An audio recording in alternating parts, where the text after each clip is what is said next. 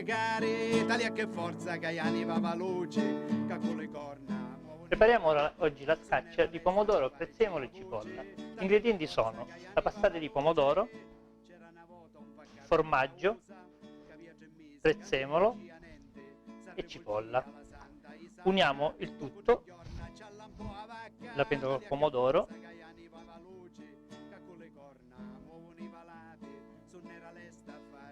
prezzemolo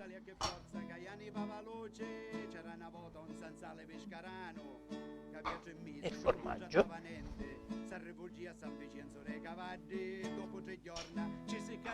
Mescoliamo.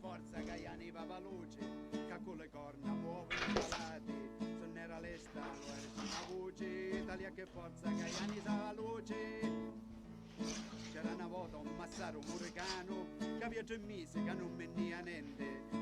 L'ingrediente è pronto per essere messo nella nostra foglia di pasta che già abbiamo predisposto al tavolo. Allora, diamo una sistemata alla nostra foglia di pasta.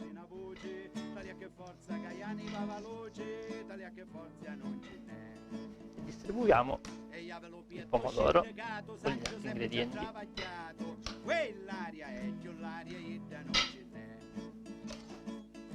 La pancia come una botte quando cammina fa ridere a tutti. Quell'aria è più l'aria non ce n'è.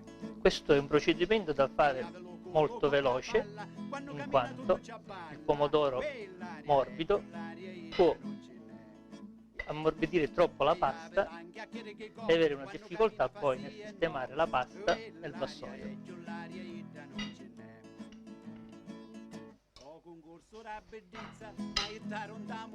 Mettiamo un po' di olio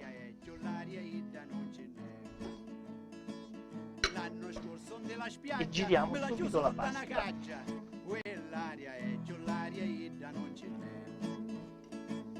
E io pria a San Giovanni che ci accorza le sue anni, all'aria è più l'aria e non ce n'è.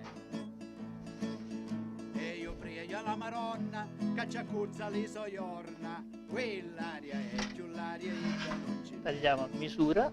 E io pria lo Signore che ci accorza le sue ore, all'aria è più l'aria e non ce n'è.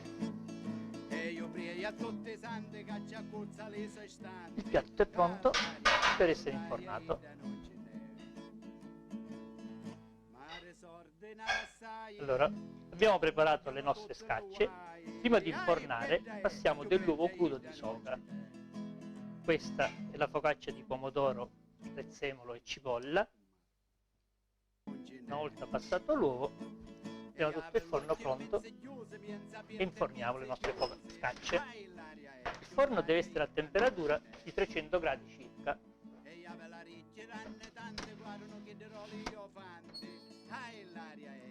Allora, abbiamo preparato le nostre scacce di pomodoro, prezzemolo e cipolla. Passati 30 minuti di quando le abbiamo infornati, vediamo se sono pronti. Le nostre scacce sono pronte.